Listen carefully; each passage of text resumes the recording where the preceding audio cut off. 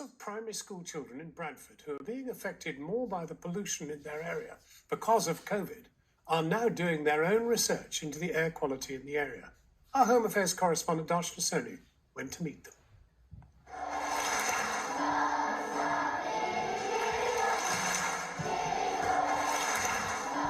St Stephen's Primary is in the heart of Bradford, an area with a rich industrial heritage and an area with high levels of air pollution.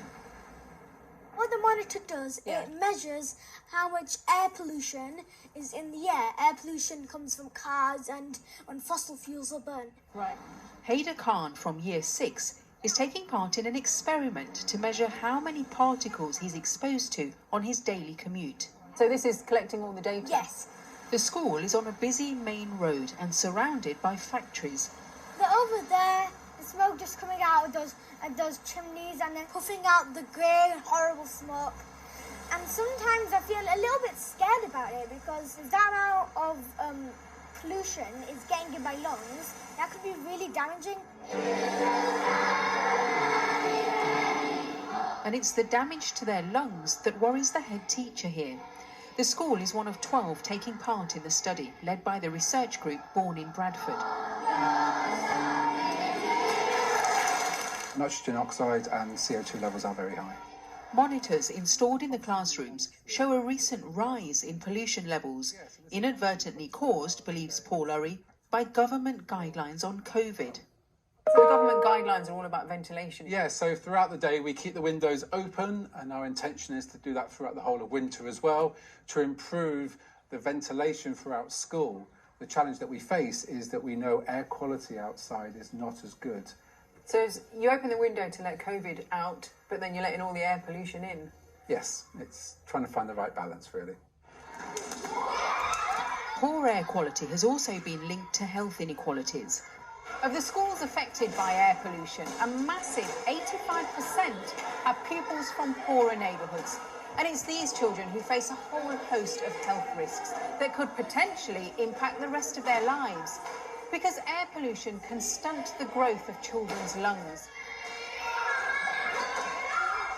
The school playground is surrounded by major roads leading in and out of Bradford, the lines of terraced houses by the huge industrial furnaces.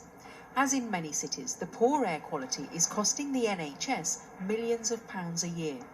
And it's the children who live here who are most vulnerable.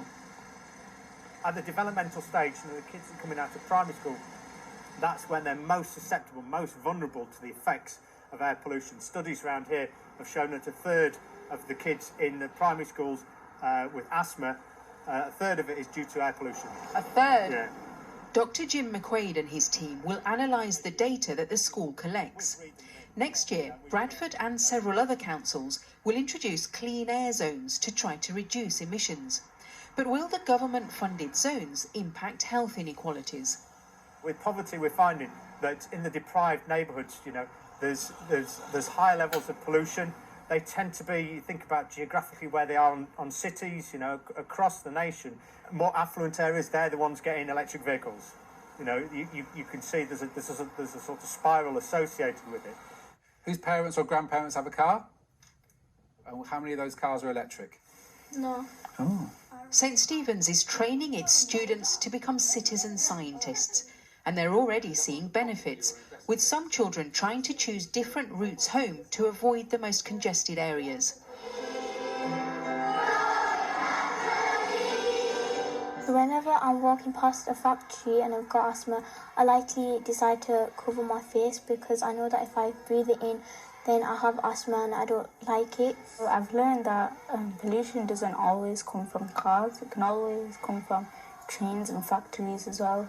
I feel kind of depressed and I feel really upset because it means that people can get sick and really poorly. The study will last for 2 years. Darshana Soni, Channel 4 News, Bradford. And that's all we have time for this evening.